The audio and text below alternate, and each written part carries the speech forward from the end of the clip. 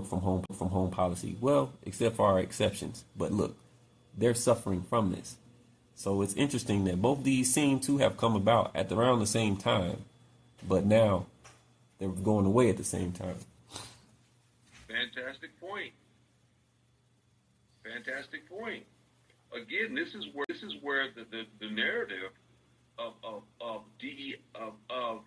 what they thought DEI was doing, it kicked them in the hindsight because they did not know that the folks that were going to be impacted the most by DEI or dismantling DEI don't look like us.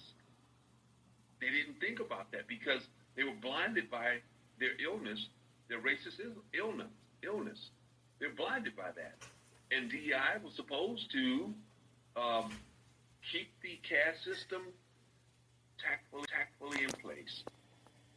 The DEI was like, okay, we're going to throw some nuggets out there.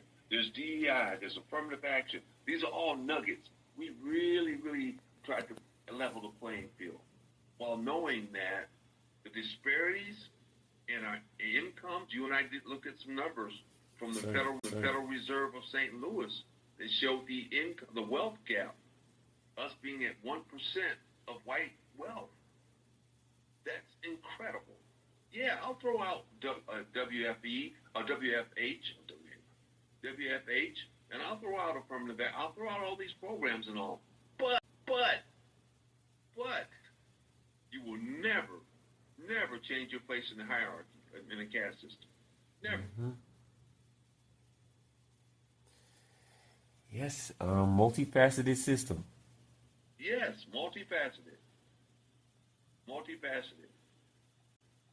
That's meant to blind us. You can't put on dark enough shades to keep this from blinding you and the narrative controlling you. Now, we are moving in the right direction, but for the most part, a lot of people don't get it. They don't get it. And from that point, transitioning to, I guess, our near end and summary, solutions and suggestions that we can give or feedback that we can present that would help or benefit somebody in this situation. Like, what can we think of, or what is it that we can provide? I'm glad you brought that up because my grandson recently, I gave him something, and on that I inscribed, control your own narrative. Control your own narrative. It has to begin internally, because if we let one person, one leader, whatever, do that, that's not the solution. In terms of solutions, we have to control our own narrative. We have to know our own history. We have to really take the time to bring back, and more so now than ever, get your history. Understand your greatness, your beauty, your contributions to society that have been overlooked. Go back to that. The solutions are internal. We have to go back to that. I know that it's not far-fetched. It's not this grandiose plan. It's something that each one of us is going to have to do. Go back and understand the greatness of our people. The original man, the original woman. That's us. We don't get it. And once we get that, then all the other worldly things will fall into place. Now, the second piece of that. Okay. The boycotts. The boycotts, it's a nasty word, whatever now, just like, being awakened or knowing what you know. That old saying in our community, you don't get their attention until you hurt their pockets. We have to boycott businesses that don't do things in our best interest. It's that simple. Control your own narrative. Control what enters your mind and your body. Our diets as well. But control what's entering our bodies and boycott these companies that don't have our best interest in mind. We can't get their attention with anything else. Marching, parades, you name it. That's not it. That's a feel-good. That's like Sunday. That's a feel-good session. Mm-hmm. But it doesn't solve the issue. No, it does not. It lets you escape for a moment or moments and still avoid the hard job and hard task of finding a solution or implementing a solution. D, you know what? You're onto something.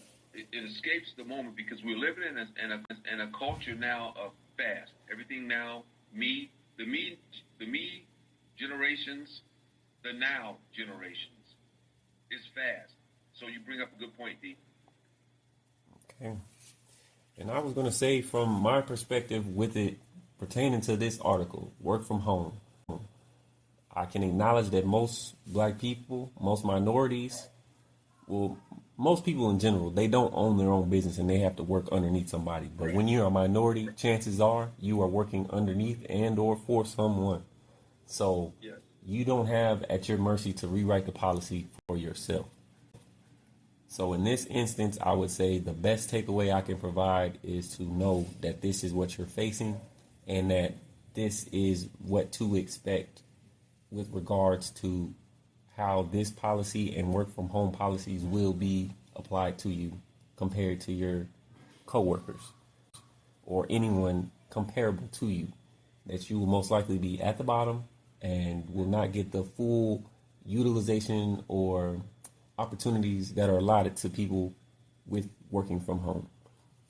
So that takes away the element of surprise.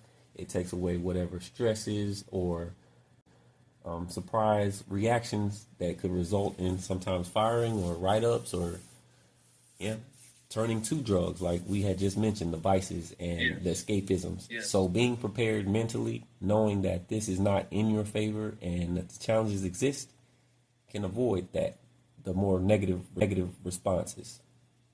So that would be the takeaway I would provide. And D, I want to add to that. I'm going to 100% agree and add that know your worth. Mm-hmm. Know your worth, because in the article it spoke about how there was a fear amongst black employees that I don't know if I don't concede and if I don't do this stuff that they're saying here and come back to work and follow the rule of WFH, or no, I'm afraid to follow it or do what my white counterparts can do. Is because it's internal, and I know that's more long term as a solution, but we have to know our worth. And in my years of being employed, being an employer, I know and value the worth of people. I value every inch of that or every ounce of that, but it's internal. We have to know our worth. Know your worth, and that's a tough one.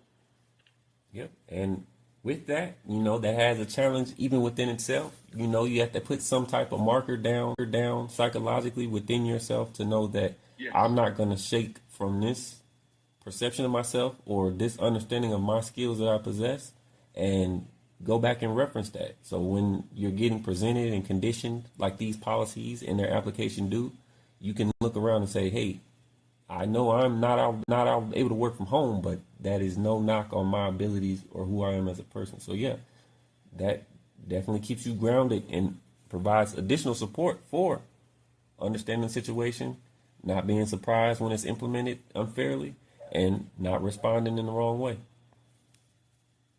Exactly. Well said. Well stated. Yes, sir. We are at the 35-minute mark. So we got 35 minutes in the discussion of this article. Discuss some of the disparities in the household data annual averages across America as it pertains to different segments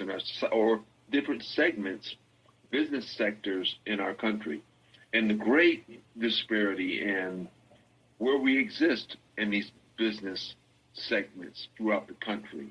That paints a picture. The data, D and I are both data driven. The data doesn't lie, as they say. So we want to uncover the things we saw in the Bureau of Labor and Statistics, most recent data, and what we saw in the St. Louis Federal Reserve data in terms of wealth gaps and why